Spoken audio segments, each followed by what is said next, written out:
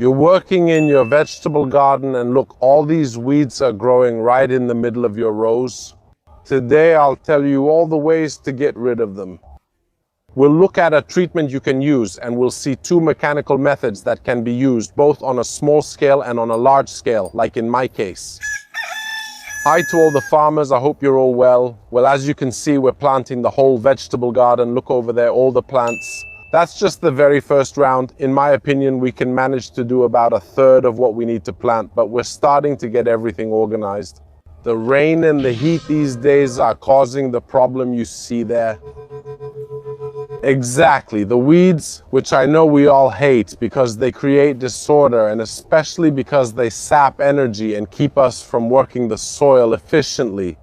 And here there are various techniques like mulching, with straw, with cardboard. In short, various things I've tried over the years, but they haven't been that effective. The weeds from our paths need to be removed. I'd say let's start right away by looking at the different methods. As you can see, a number of weeds are already growing. Look there in the middle. So here we have two strategies that can be used. Either we use some product to burn all the weeds that are growing, or the second thing we do is, let's say, a cleanup, mechanical weed removal. We are going to use both. Why is that? Because for sure, look, for example, even here, you see, look at how all the grass is growing. The first weeding we're going to do is with this product I'm going to show you, which is made from natural materials, and it burns everything that's starting to grow. It's important because in the case of mechanical weeding with plants like this one, even if you touch them, the root stays in the ground and they still multiply. The product I was talking about is this one. It's really very, very effective. It's a concentrate, so it needs to be diluted. In this case, we put on a mask and gloves because it's better to be safe. It can be an excellent solution for the vegetable garden as well, I repeat, only on the leaves of the weeds. So, if we've transplanted the tomatoes, we don't put it in the middle, only in the walkways. It can also be a good solution for other places. Come, I'll show you. Look at the yard here. I should pull up all these weeds and they keep growing back. It's very effective in these situations. I know that many of you experience this in your gardens. Having weeds popping up isn't very pleasant. Let's use this product. I have to tell you, it's excellent. You're not seeing me apply it because look at the sky, it's about to rain. To be effective though, after we've applied it, you need at least 1 or 2 days of sun. The sun makes it work. If it rains afterward, it washes everything away. We're waiting for the best day to apply it. I'll always leave it for you in the description. Great product. Afterwards, we let everything dry, so you'll see everything turn yellow. We're going to do a mechanical weeding. How do we do mechanical weeding? We have two tools that we can use. Of course, we can use the small hoe. I use this wheel hoe. Let me show you why. Because with little effort, look, these here are all weeds. We're going to do an effective job. Some might say they have 50 square meters. That's true, but having to go over 50 square meters again and again is a real pain. Here is the blade. I'll show you the effect because you can't do it later. You might not fully appreciate it at first, but you see, it cuts all the weeds there are. I mean, going back and forth, maybe I'll leave it in the description. It's an investment. By the way, it comes with a lot of tools. Look at the weed. Of course, in this case, the weed gets cut so it can grow back, but that's not important because we're going to do this action pretty quickly. In a few days, left on the ground, everything here dries up. And you see, even in the middle of the row, we can work on it. I understand that for those who don't have much space, the tractor is an extra cost. But I want to show it to you in action. See? See? A rock, a rock. Is it tiring? A bit, but if you want a vegetable garden without hard work, you've picked the wrong hobby. These are green beans. We're being careful. I've already covered this area. When the soil is worked, it's better to use a tool like this when the soil is slightly wet damp because you see it's much less work. Later, when the grass is low enough, you can go about it calmly. This is something you can do with a small area. I'd say 150, 200 square meters at most. After that, it starts to get a bit more complicated to work with. Maybe I'd go up to 500, but not more. The effect, do you see it here? Look here. You see it's all clean and there are raised rows. Do you see any weeds? No, that's because we use this tool. Look, it's clean. Here, I haven't covered this side yet, so let's do it now together. We can see the grass, but I have the tool ready. Once it dries, nothing will be visible. That's it, job done. I'm out of breath, but spirits are high. The only flaw, since it's a blade, is that we still end up creating a hard pan in the soil, but if you look, the result is already excellent. I repeat, it's the same thing if you do it with a hoe. Let's look at the more advanced method, which is using a tractor, the one we use. The second tool we can use is a kind of tractor-mounted cultivator hiller.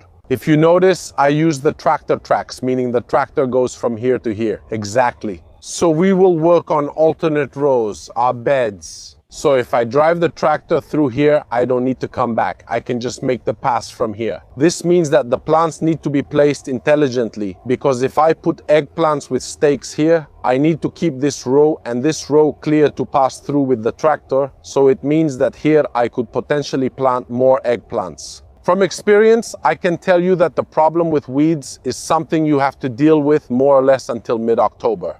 If you manage to keep up with all your work, generally with the heat later on, not so many weeds grow anymore. They grow now because it rains. It's the ideal climate.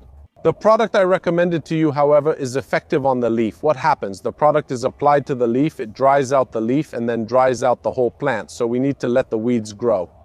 Careful, we're not using products like glyphosate. Some people use it in agriculture.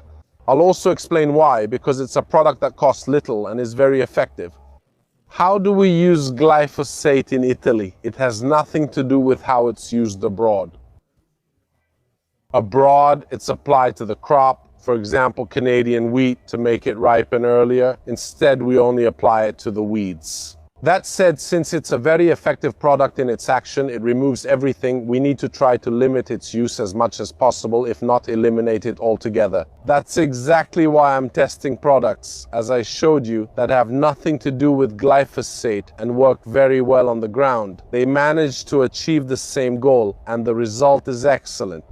Clearly, unlike glyphosate, since it's a bit less effective, they require a few more treatments, but we don't have an impact on the soil. Be careful. Pay close attention. These products don't act on the soil or the biodiversity underneath, but they're treatments that work on contact. So what does contact mean? It means they burn whatever they touch. So if I put my zucchini plant here and apply the product, it will also burn the zucchini plant. Look here, see? I'm letting all these weeds grow on purpose because we're going to do a treatment. Now, someone might say to me, but Matt the farmer, are you doing this just for aesthetic reasons? Absolutely not. Having the soil clear and continuously worked, like in this case with mechanical weeding, helps me keep the soil clear. So it means that when it rains, the water tends to run off. It doesn't create bubbles, it doesn't make puddles. That's important because in this soil, no matter how skilled we are, we keep compacting it since we keep passing over it to harvest and so on. Sooner or later, even if it's not much, it does tend to get compacted, especially when it rains and we still have to go harvest. So I hope I've given you a general overview. A video will be released about mechanical weeding with the new machine. We'll work together to test and set it up. Last year I showed you a little something, but I was a bit late in giving it to them. We'll have to be careful with the irrigation. Right now, besides everything else, it's a good idea to give plenty of water to our vegetables. And the second thing we need to do is provide a bit of fertigation, give them some food. As for the weeds that we find in the rows, like in this case, you see they're growing here. When we go to transplant the seedling, we remove all the weeds we find. By removing the grass, you'll see that we basically solve the problem, because as the plants grow, all the weeds underneath won't cause any issues. Now, I've told you about all the different methods. I know that some of you hearing me talk about glyphosate like this might have said, oh my God, oh my God, oh my God. Guys, these are just different tools.